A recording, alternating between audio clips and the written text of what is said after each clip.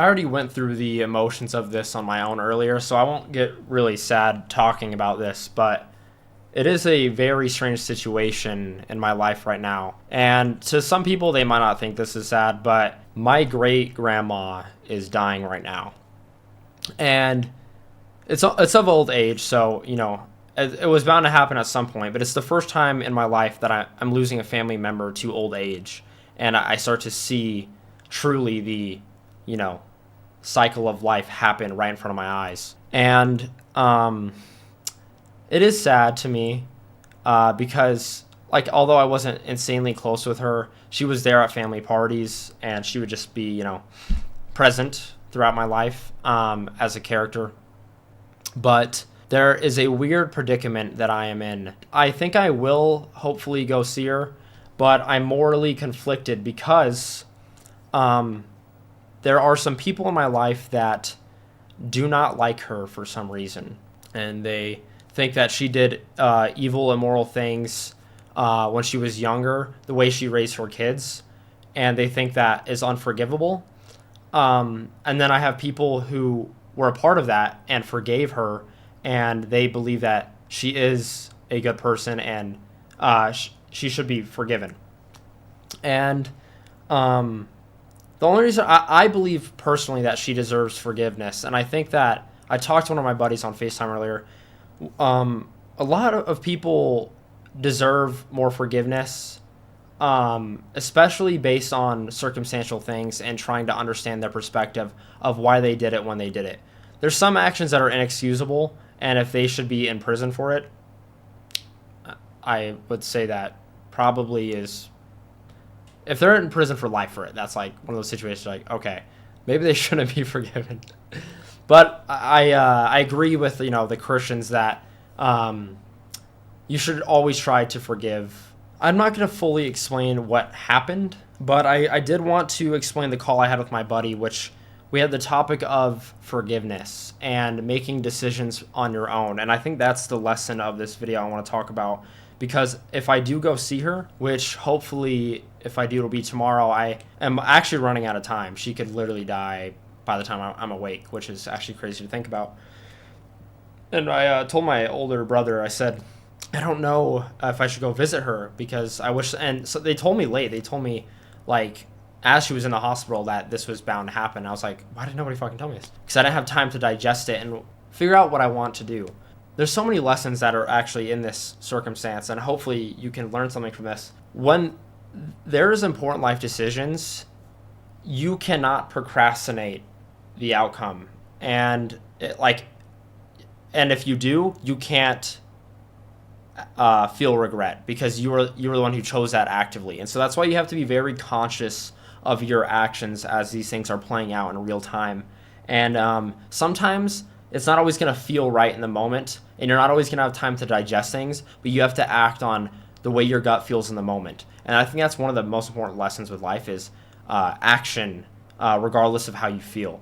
And so, if she does pass away, I have to live with the decision that I didn't go when I first found out and had the opportunity to go see her.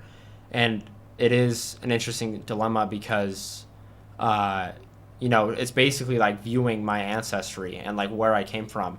And this person does play an impact on why the things happened to me the way they did. She was a Mormon that moved to Utah to be a part of the Tabernacle Choir. She wanted to be a part of it, and that was a long time ago.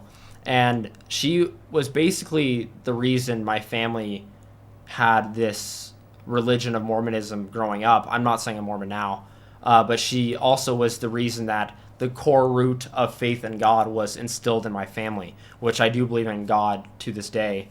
And I don't think I would have that if I was born into another family or conscious. It might not be the same. I'm blessed with that opportunity. And so even if this person may have done bad things in their lifetime, there's a certain level of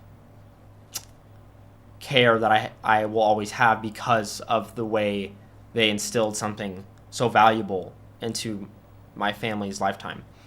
And so, and I believe that she's changed as a person for the things. I don't really hold grudges unless it's like really insane. But even then, I don't feel the emotion of grudge. I just know that this person shouldn't be part of my life. So like somebody could probably do the worst thing to me, but I still wouldn't feel that emotion of like I hate this person. Like it's more of like I don't hate this person. I can even forgive them, but I know they're not good for my life. So I will choose to set the boundary with myself to never have them back in my life because my time is valuable. And that also brings another topic that I want to talk about with this is that um, I know how I feel, but I also don't want to rob her of her time because it was even a question for me. And I made a video recently called Who Will Stand at Your Grave the Longest? And I explained in that video that you should only put time towards people you know that would be truly not like you don't want people to be devastated, but you want someone who had such an affection and affinity towards you that they would stay at your grave the longest. That those are the people you should spend most of your hours on. And I don't know if like I should be the person to rob her of her final time because I don't know if I'd be the longest person to stand at her grave, even though I care about her and I have love for her. The fact that it was even a question if I should go, maybe I shouldn't be someone to visit her. But also, then I see it on a flip perspective, and I think about, if I was a great grandparent, I would want to see the youngest generation because they're the youngest generations in my family that came from me because I know they have the now longest impact on the world, most likely.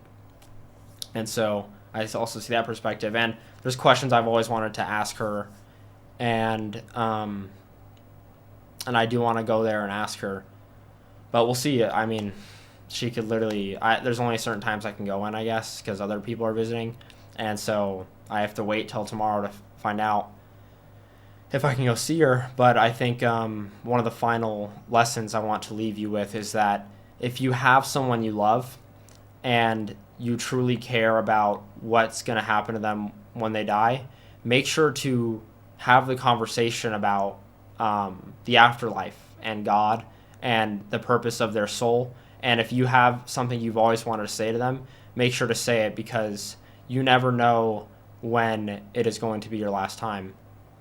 And it is a very interesting predicament, and I hope that you do value your time with people and value time in general because life flashes before your eyes, and before you know it, you'll be the one in that deathbed if you're lucky.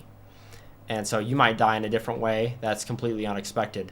It is a blessing to have final moments with people you love, although it may, I don't know, if I would be heartbroken in those moments.